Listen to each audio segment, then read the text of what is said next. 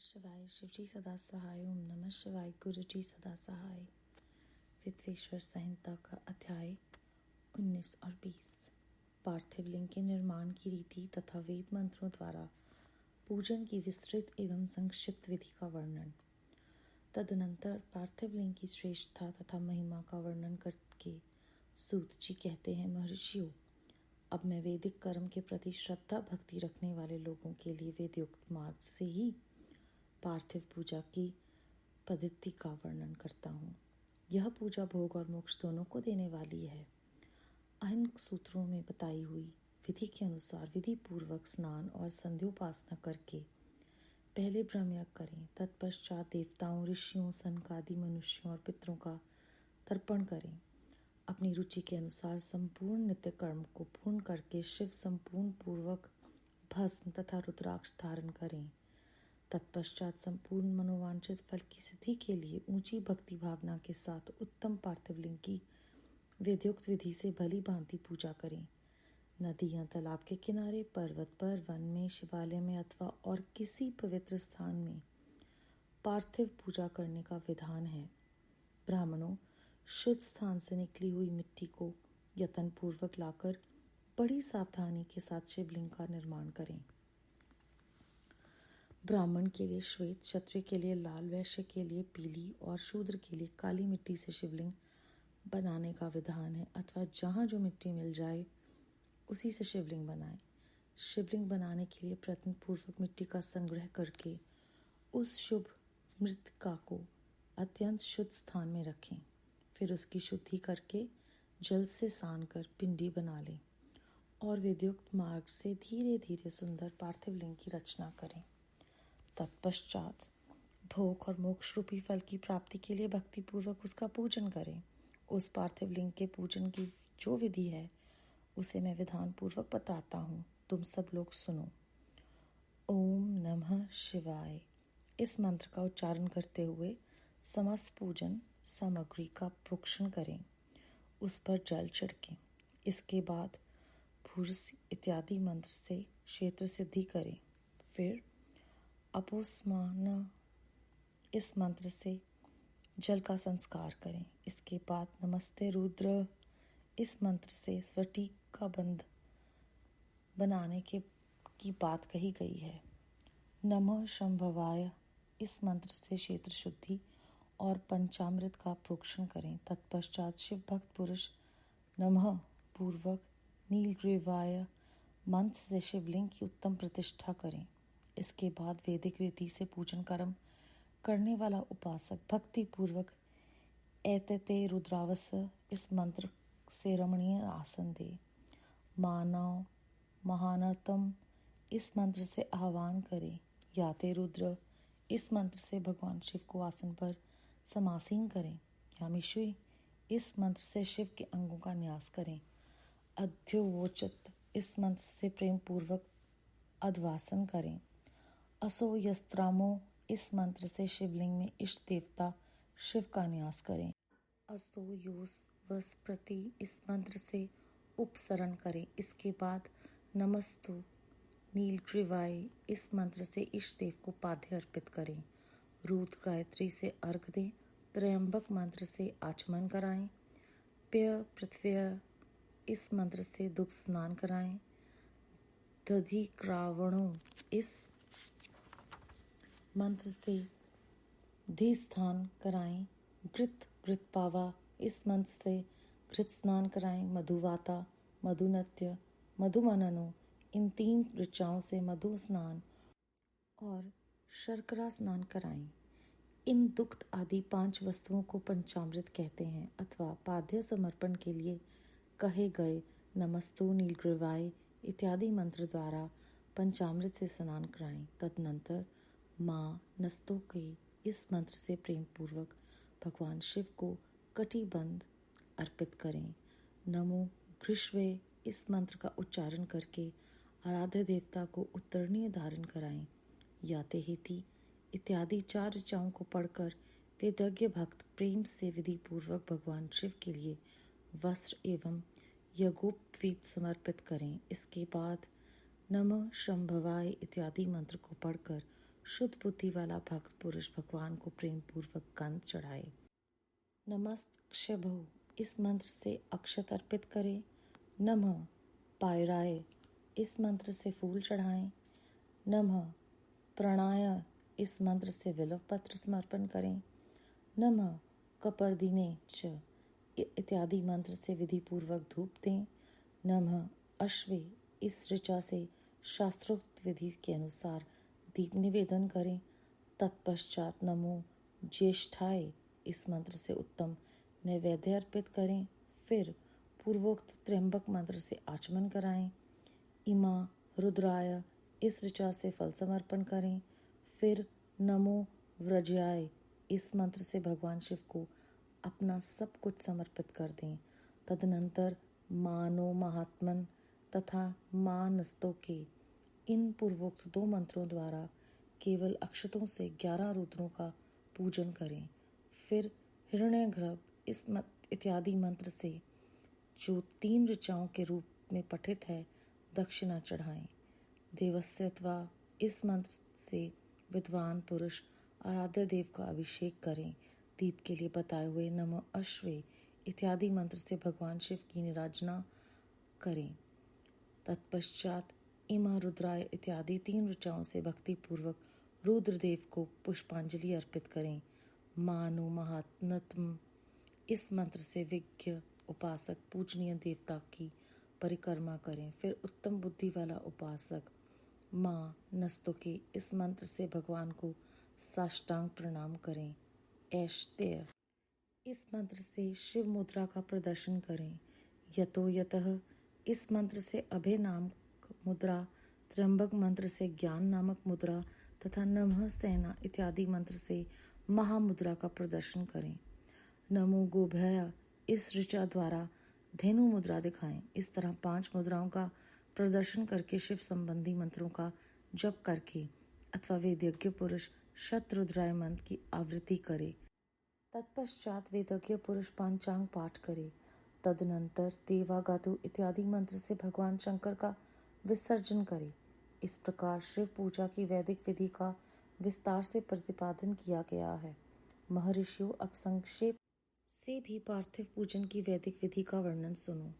साध्योजात इस ऋचा से पार्थिव लिंग बनाने के लिए मिट्टी ले आएं। वामदेवाय इत्यादि मंत्र पढ़कर उसमें जल डालें।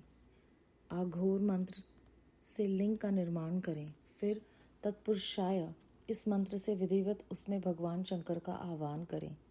तदनंतर ईशान मंत्र से भगवान शिव को वेदी पर स्थापित करें। इनके सिवाय अन्य सब विधानों को भी शुभ बुद्धि वाला उपासक संक्षेप से ही संपन्न करे। इसके बाद विद्वान पुरुष पंचाक्षर मंत्र से अथवा गुरु के दिए हुए अन्य किसी शिव संबंधी मंत्र से 16 उपचारों का विधिवत पूजन करे अथवा भवाय, भवनाशाय, महादेवाय धीमहि, उग्राय, उग्रनाशाय, शर्वाय, शशिमौली इस मंत्र द्वारा विद्वान उपासक भगवान शंकर की पूजा करे। वह भ्रम छोड़कर उत्तम भाव भक्ति से शिव की आराधना करे, क्योंकि भगवान शिव भक्ति से ही मनोवांछित फल देते हैं।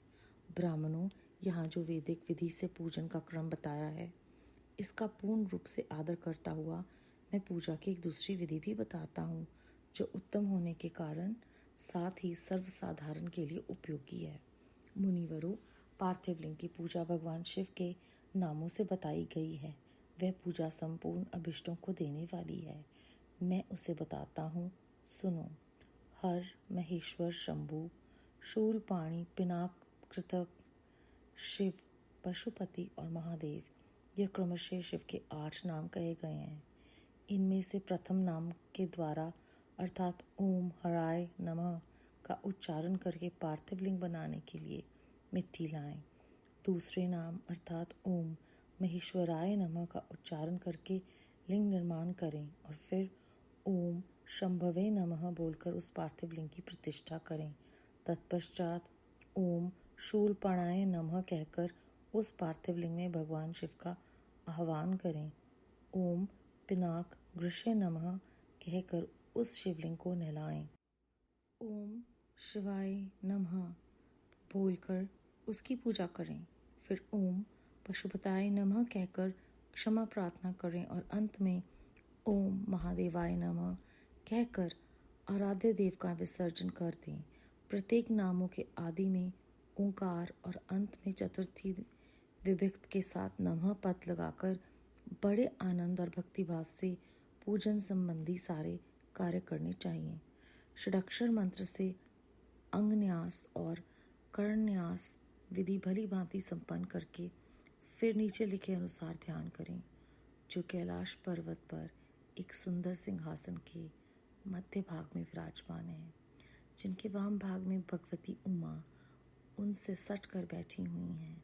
सनक, सनंदन आदि भक्तजन जिनकी पूजा कर रहे हैं तथा जो भक्तों के दुख रूपी दावानल को नष्ट कर देने वाले अप्रमेय शक्तिशाली ईश्वर हैं, उन विश्व विभूषण भगवान शिव का चिंतन करना चाहिए।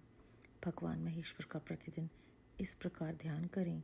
उनकी अंग कांति चांदी के पर्वत की भांति गौर है। वे अपने मस्तक पर मनोहर चंद्रमा मुकुट धारण करते हैं। रत्नों के आभूषण धारण करने से उनका श्री अंग और भी उद्भासित हो उठा है।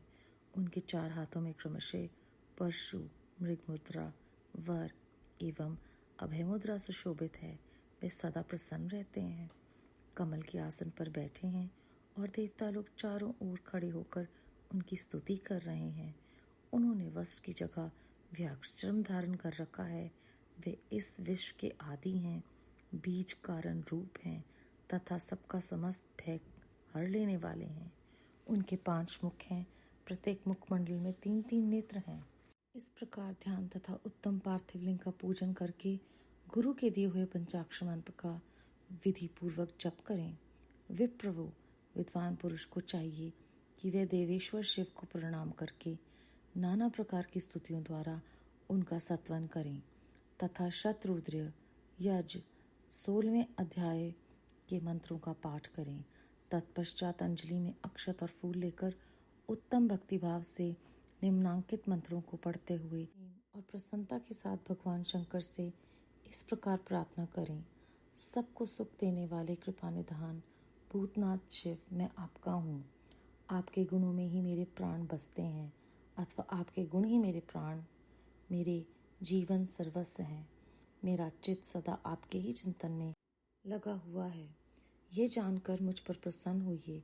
कृपा कीजिए शंकर, मैंने अनजान में अथवा जानबूझकर यदि कभी आपका जप और पूजन आदि किया हो तो आपकी कृपा से वह सफल हो जाए। गौरीनाथ, मैं आधुनिक युग का महान पापी हूँ, पतित हूँ और आप सदा ही परम महान पतित पावन हैं। इस बात का विचार करके आप जैसा चाहें वैसा करें। महादेव, सदाशिव, वेदों पुराणों नाना प्रकार के शास्त्रीय सिद्धांतों और विभिन्न महर्षियों ने भी अब तक आपको पूर्ण रूप से नहीं जाना, फिर मैं कैसे जान सकता हूँ? महेश्वर, मैं जैसा हूँ वैसा ही उसी रूप में संपूर्ण भाव से आपका हूँ, आपके आश्रित हूँ, इसीलिए आपसे रक्षा पाने के योग्य हूँ। परमेश्वर, आप मुझ पर प्रसन्न होइए। मुने इस प्रकार प्रार्थना करके हाथों में लिए हुए अक्षत और पुष्प को भगवान शिव के ऊपर चढ़ाकर उन शंभुदेव को भक्तिभाव से विधि पूर्वक साष्टांग प्रणाम करें।